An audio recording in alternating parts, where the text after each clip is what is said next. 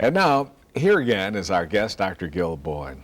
Gil, a marvelous message, and really excites one's thoughts about what is important in life when you talk about love.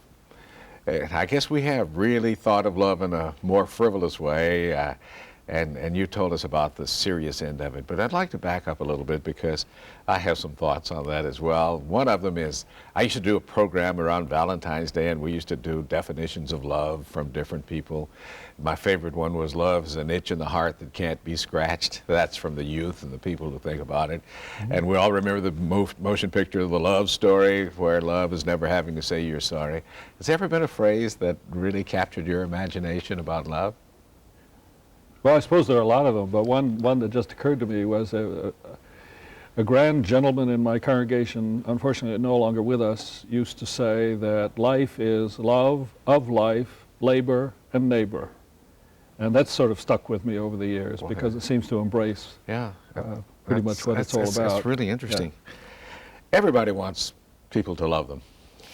And it's not very easy to accomplish. You're a counselor, you're a professional counselor.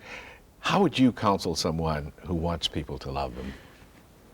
Well, I'd certainly identify with their desire to be loved, because I think it is important to be loved in life. The trick is, or the problem is, how do you get there?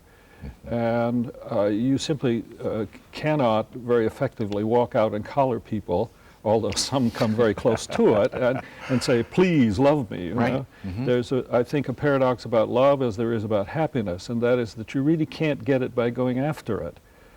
Dr. Menninger, whom I made reference of in my sermon, once said, our problem is not that we have people who need love. He said, our problem is we don't have enough people who are able and willing to give love.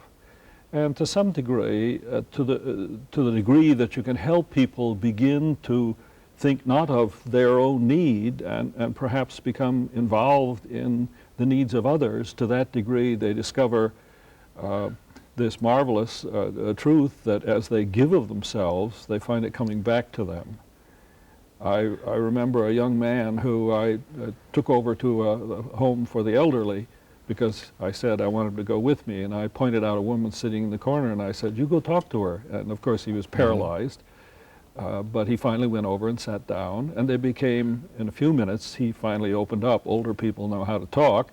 And he became a friend of hers. And something happened to him because of the fact that he got outside of himself and really became interested in another human being.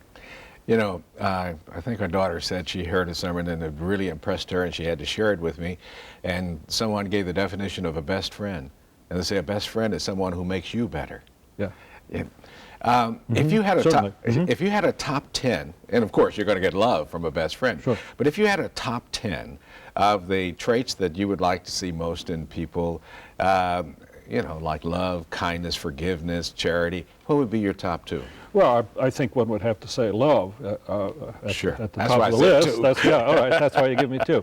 I think patient endurance maybe is a very important ingredient. I think we tend to emphasize too much the brighter side of loving, which is important. I didn't mean in either what I said or what you said. I wasn't trying to suggest that I don't believe in the romantic dimensions of love. In fact, the Bible has a couple of different words for we have to collapse into the one word love. And of course, romance and attraction are important parts of life. But really, the kind of love that the New Testament is talking about is not that love. Right. It's the love that is willing to give and share and bear and be there in the dark and downside of life, as well as in the days when everything is going beautifully. You know? Marvelous, marvelous message. And thank you very much for those wonderful answers.